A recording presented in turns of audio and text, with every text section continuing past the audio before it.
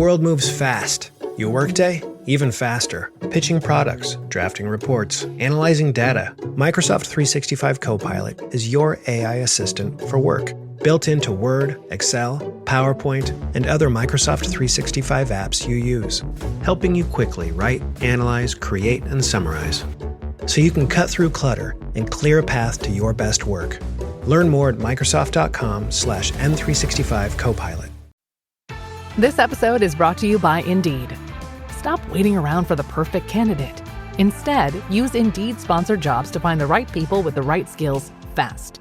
It's a simple way to make sure your listing is the first candidates see. According to Indeed data, sponsored jobs have 4 times more applicants than non-sponsored jobs. So go build your dream team today with Indeed. Get a $75 sponsored job credit at Indeed.com/podcast. Terms and conditions apply. AI is incredible. It can teach you how to fry an egg and even write a poem, pirate style. Yarr! But it knows nothing about your work. Slackbot is different. It doesn't just know the facts. It knows your schedule. It can turn a brainstorm into a brief. And it doesn't need to be taught. Because Slackbot isn't just another AI. It's AI that knows your work as well as you do. Visit slack.com/meet Slackbot to learn more.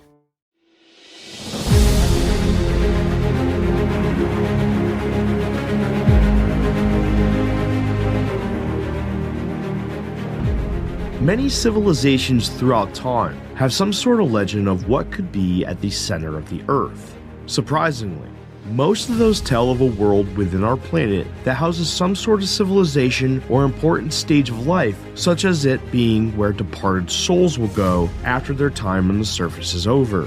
More modernly, there has been a plethora of reports from some surprising sources of explorations to the furthest northern and southern points of Earth, where said explorers were surprised to not find a singular point that marks the zenith of our planet, but rather found an enormous open cavity that leads into a world that we are never told about in school. Stories of giant humans, flying saucers, ancient flora and fauna, as well as a subtropical environment are just some of the incredible reports that have been told by admirals, psychologists, and geologists, amongst many others, when describing their own encounters with this jaw-dropping new world. Today we dive into the stories of those that dared explore the world which should not exist in Hollow Earth Part 3, Exploration. And welcome back to Infinite Rabbit Hole.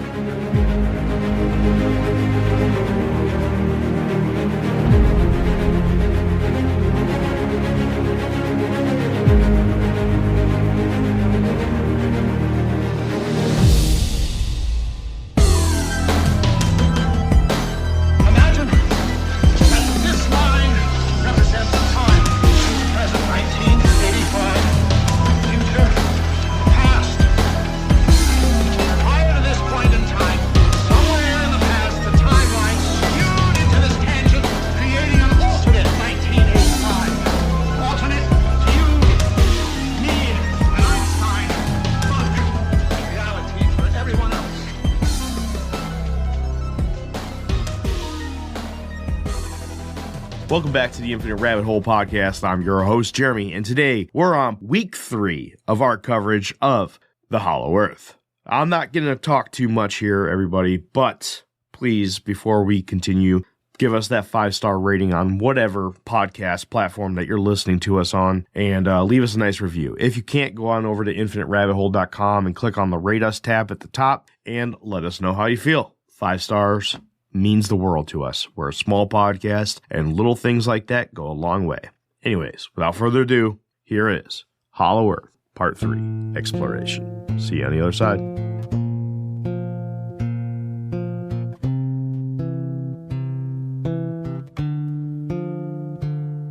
The Byrd Expeditions. Quote, "I'd like to see that land beyond the pole. That area beyond the pole is the center of the great unknown," said by Rear Admiral Richard E. Byrd. When someone speaks of Hollow Earth, one of the very first names that comes to mind is that of Admiral Richard E. Byrd. Everyone seems to be very well aware that he had supposedly flown over the South Pole in Antarctica and discovered a massive hole leading to a completely subterranean world that was previously unknown to mankind.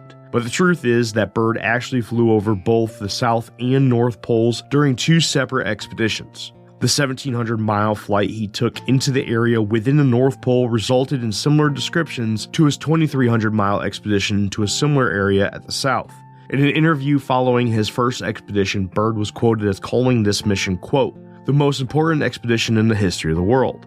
What he described on his northern flight was not that of more ice and frigid temperatures, but rather land consisting of forests, mountains, lakes, rivers, lush vegetation, and even strange animals previously undocumented, which resembled that of the extinct woolly mammoth. This new land was accessed by way of an enormous cavity that Byrd had entered, which revealed a whole world not of the convexity, like that of the crust of the Earth, but rather a concave landscape following the inner curves of the planet we call home. The expeditions took place in 1947 and 1956 and encompassed travel equaling 4,000 miles of pure aerial discovery of an existence never seen on any map ever created by man. The January 13, 1956 expedition led by Byrd highlighted a trek into the unknown area in the Antarctic, which was announced as successful by way of radio communication by a Rear Admiral George Dufek of the United States Navy Air Unit. Quote, "Once again, we have penetrated an unknown and mysterious land which does not appear on today's maps. The base in which the flight took off from was at McMurdo Sound, just 400 miles from the proposed South Pole. Byrd unfortunately passed away at his home in New York the following year, so the continued prodding into his mind about his apparent discoveries never really took place. So why did the government never come forward with the discoveries made by Byrd and his team? Well, there are plenty of reasons to speculate when it comes to this. One of the most commonly accepted answers is that the US government saw this as an opportunity to have access to additional land to claim for the US. This would lead to an abundance of natural resources, some possibly even new, and if word would get out about the discovery made, it would lead to other countries pushing forward into their own encroachment of this new world. There was no telling how large these areas actually were because Byrd's team never reached the other side of either cavity and had to turn back due to fuel reserves. The initial description of the enormous state of these new lands were compared to that of the US in size. The US being roughly 2,800 miles wide at its greatest width would have been the best comparison that they would have had at the time. But even on the Antarctic trip, which saw a total of 2,300 miles over the cavity, the expedition never saw the other side to confirm the exact scale of their discovery. For comparison, the distance from Utqiagvik, Alaska, the most northern town in the state, to Hammerfest, Norway, the most northern town in that country, is 2,600 miles, an area that is smaller than the width of the United States. And that represents a straight line that would pass directly through the Arctic, not including the position that they would have taken off from, which would have been a ship or a base on the coast of the Arctic region. The reason that this is significant is that he had reached the area that was supposed to be the North Pole after only 200 miles into the flight. The rest of the 1,500 miles were over not more ice, not more sea, but rather Byrd and his crew described seeing forests and everything that comes with them hundreds of miles beyond the timberline. Side note, the timberline is the area of the planet that trees stop growing due to harsh frigid climates. This can also be seen on a smaller scale on mountains with snowcaps. Another huge question that is asked when it comes to Admiral Byrd's claims is, of course, whether or not we can accept it as truth. Well, there are a few things to note. One, there were a handful of press releases that were distributed during the time of his discovery that documented interviews with Byrd himself. 2. The first expedition, which took place in 1947 in the Antarctic, is famously known as Operation High Jump, led by Byrd, by the way, and was officially described as the US's establishment of the Little America 4 military base, which for some reason needed 4,700 men, 13 naval ships, and 33 aircraft. 3. High Jump was followed by Operation Deep Freeze in 1956. Also led by Byrd, which was the title used for the excuse to have a constant US military presence in the Antarctic regions at all times. So I personally want to know why, if Rear Admiral Byrd was very vocal about his discovery in the Arctic in 1947, was he allowed to stay in service and also be given the important role of leader and coordinator of a mirrored expedition in the same year to Antarctica, not once, but twice, 9 years apart? Then why did he suddenly die the year after the Deep Freeze operation? And why was Antarctica such a hot zone for research by almost every first world nation on Earth, immediately after which eventually led to the famed Antarctic Treaty signed in 1959, which eliminated the use of military operations within the region under the guise of quote-unquote scientific research? All this is Googleable, by the way. You do not need to look far for this very public information. Admiral Byrd's diary. Admiral Richard E. Byrd was appointed as a midshipman in the United States Navy and graduated from the Naval Academy in July of 1912. Admiral Byrd did many great things while he was in the Navy, and he would have had in order to earn the rank of Rear Admiral. But the first thing we should mention in regard to this subject is the expedition he and Chief Aviation Pilot Floyd Bennett embarked on in order to attempt to fly over the North Pole in 1926. This incredible feat would eventually have both Byrd and Bennett awarded the Tiffany Cross Medal of Honor by President Calvin Coolidge. This flight would later fall into scrutiny as it was found in 1996 that a diary was discovered of Byrd's that didn't directly say that the flight was unsuccessful, but certainly implied it. This also could not have been true if the 3 flights between 1947 and 1956 really yielded the discovery of the Hollow Earth. Now, before we actually embark on this incredible journey, I feel the need to insert some tidbits about a few things. First off, I would like to talk about a second diary that was discovered of Admiral Byrd's. This diary has been created into a book for public consumption and can be bought now in any online bookstore.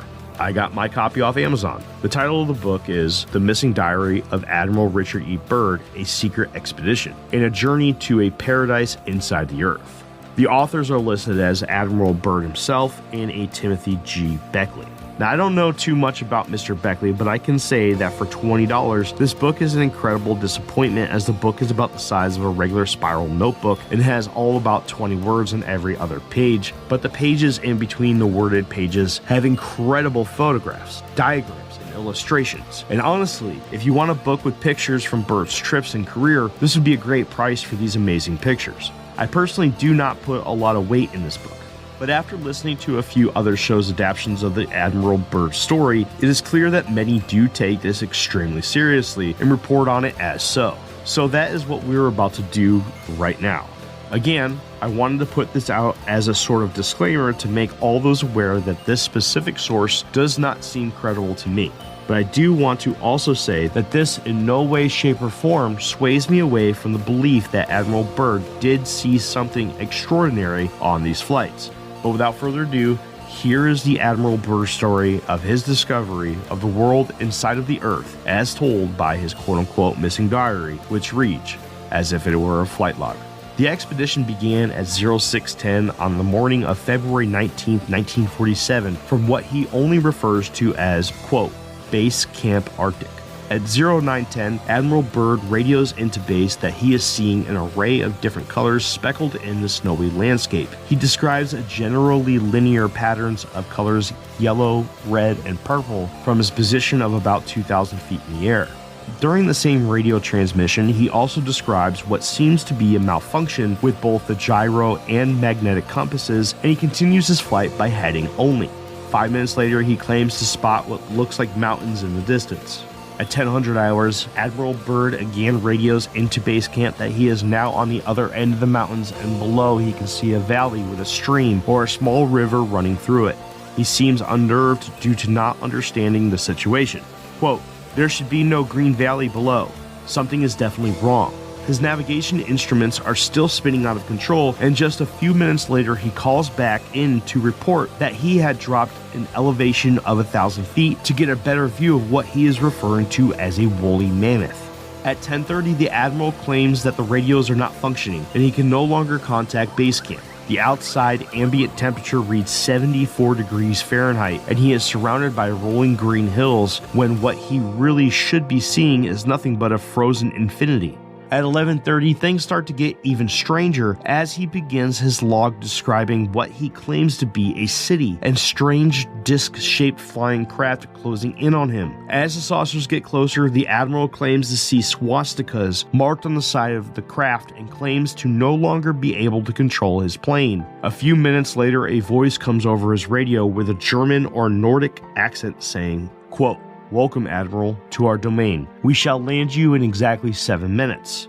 Relax, Admiral. You are in good hands. The engine shut down and the plane continues its flight, controlled by some unseen force as he begins to slowly descend as his landing gear makes a soft landing. The Admiral describes men approaching the aircraft who are tall and have blonde hair without any signs of weapons. A voice calls out from outside for the Admiral to open the cargo door. Admiral Byrd complies as he does not see an option. This is where the first log ends, and he began describing everything at a later time from memory alone. Admiral Byrd and his radio man are taken very calmly and politely as they and the party step onto a smooth conveyor belt, and they are transported without any effort into the city at the base of the airfield. Byrd describes the city as seeming like it was made of crystal, as it is very shiny and extravagant. The conveyor brought them right to the front of a building that he doesn't seem to have words for to describe. And while they are in this building, they are given a warm beverage that is like nothing he has ever tasted, and he claimed it was delicious.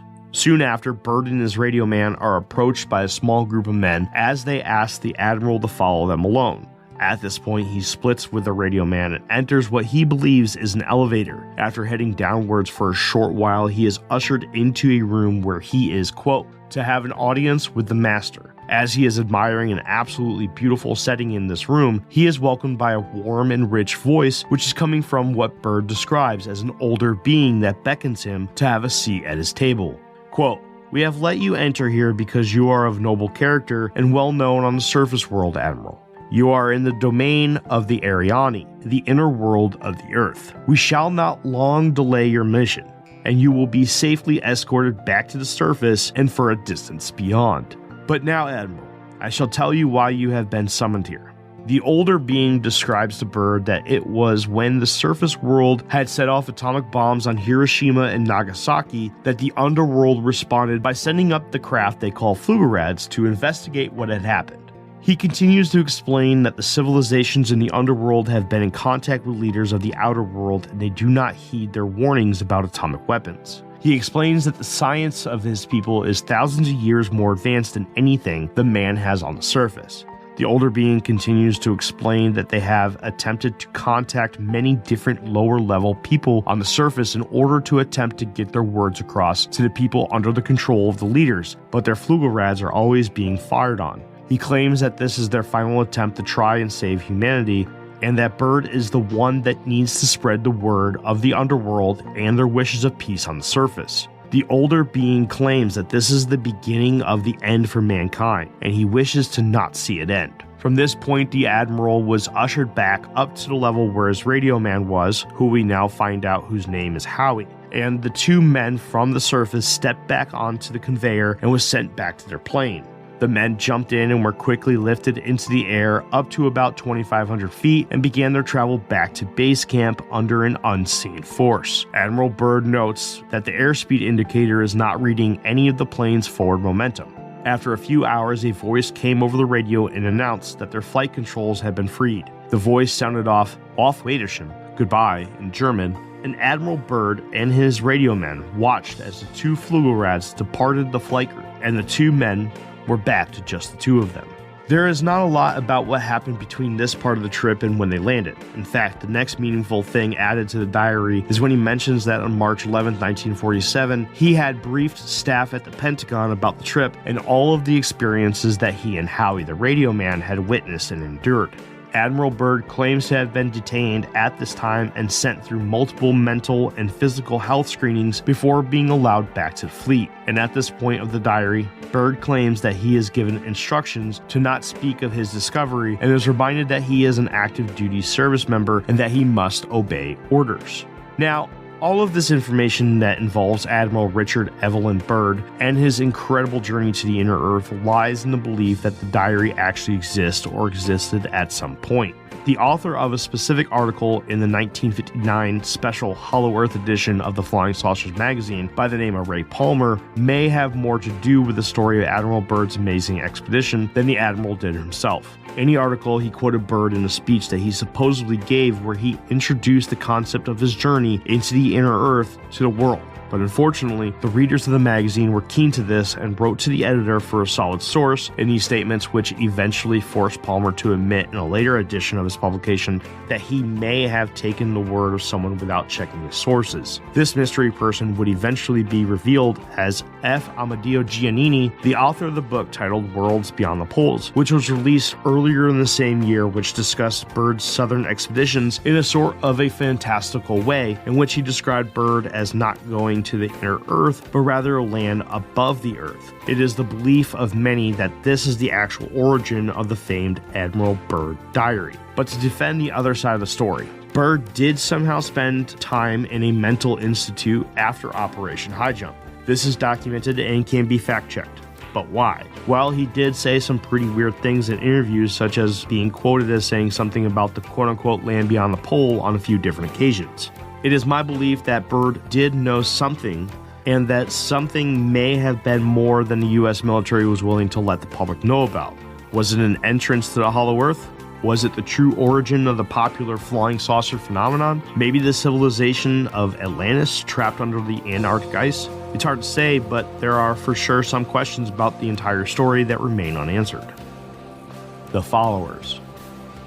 But where Rear Admiral Byrd left off, others would continue down many different paths and possibilities, which resulted from the implications of the now referred to Hollow Earth theory.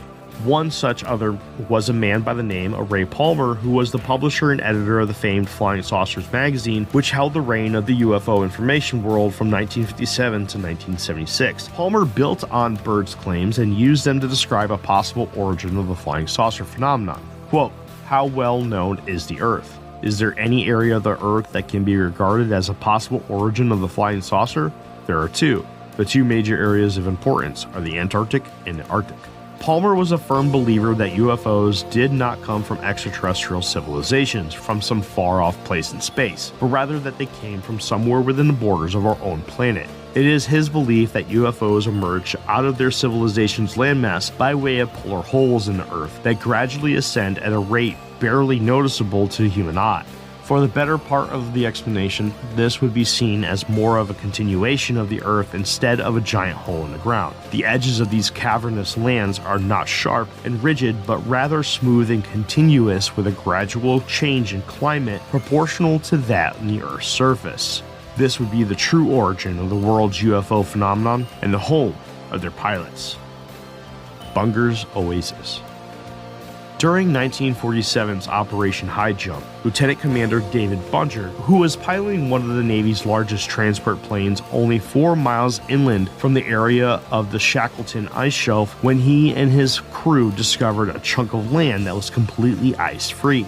The Oasis, which is what he was calling it, had numerous lakes that ranged in size of up to 3 miles long.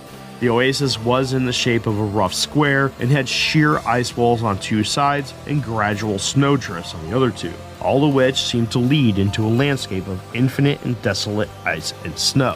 The area, now known as Bunger Hills, leads to proof that there is in fact warmth in an area of the world where there shouldn't be. The area which the Oasis encompasses surpasses an area that would be affected by volcanic activity or mysterious warm winds from faraway tropical regions of the planet. No, the better explanation is that the porous composition of the crust in this area would be thinner here than in almost anywhere in the Earth due to the proximity to the proposed South Pole and the warmth of the inner planet finding its way to the surface.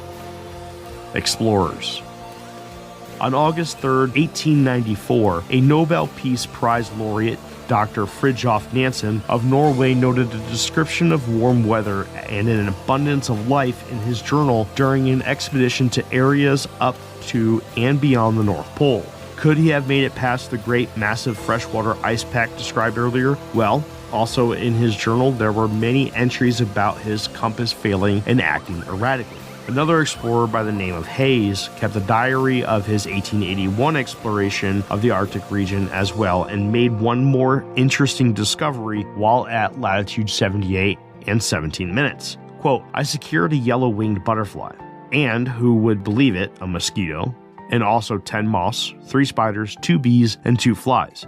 At this latitude, it would be almost impossible to think that the insects gathered by Hayes came from a place south of his location. Hayes' findings were published in a book titled 3 Years of Arctic Service by Adolphus W. Greely in 1886. This was a truly good find, as this book made zero claim to anything close to regarding a hollow earth, and yet we see evidence of the mysteries people were seeing. And from 1822 to 1824, British explorer James Weddell thoroughly recorded encountering ice-free areas of a sea in the Antarctic that would eventually bear his name. The trip took him as far south as 74 degrees in 15 minutes, which broke Captain James Cook's 1774 record while captaining the famed British mercantile ship, the HMS Resolution. As a contractor, I don't pay for materials I don't use. So why would I pay for stuff I don't need in my mobile plan? That's why my Biz plan from Verizon Business is so perfect. Now I can choose exactly what I want, and I only pay for what I need. Right now, with my Biz plan, get our best price, as low as $25 a line. Visit Verizon.com/business to get started today. New lines only. Price per month with 5+ lines. Includes auto pay and paper-free billing and promotional discounts. Taxes, fees, economic adjustment charge. Applicable add-ons, prices, and terms apply. Guarantee applies to base monthly rate and stated discounts only. Add-on prices additional. Offers in March 31st, 2026. They always tell you there's a catch, a compromise, an asterisk. Terms apply. See store for details. May be less than advertised. May vary by mood. Probably. Sprite Zero Sugar? It's different. It's the lemon lime flavored refreshment you want with zero sugar. So, no fast voice? No caveats. Just refreshment. This is Sprite Zero Sugar. Obey your thirst. Año Nuevo. Los mismos Extra Value Meals en McDonald's. Ahora te puedes llevar 2 snack wraps y papitas y una bebida mediana por solo $8. Solo por tiempo limitado. Precios y participación pueden variar. Los precios pueden ser más altos en Hawái, Alaska y California y con entrega.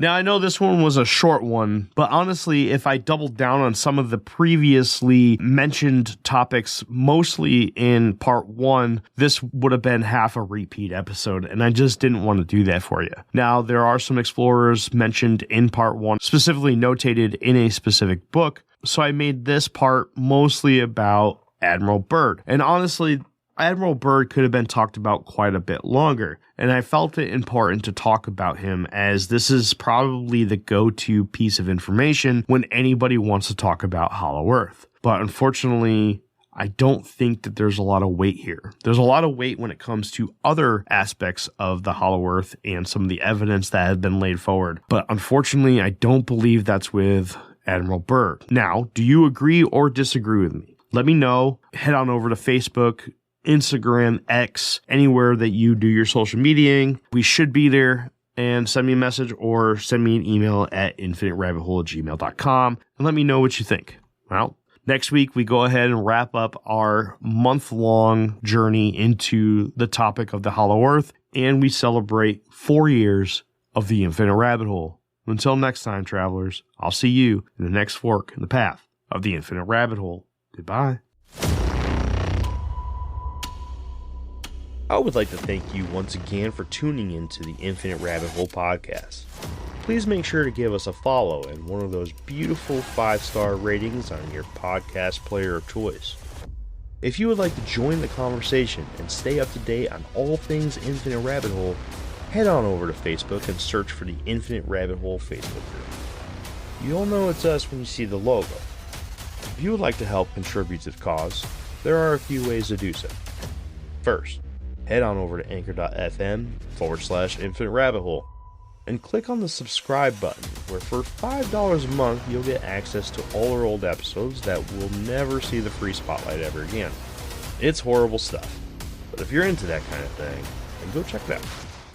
Second, head on over to infiniterabbithole.com and click on the IRH merch shop tab and grab yourself a sweet t-shirt, sticker, or whatever else you see that you wouldn't mind owning. Until next time, travelers, I'm Jeremy, and I'll see you at the next fork in the path of the Infinite Rabbit Hole. Bye.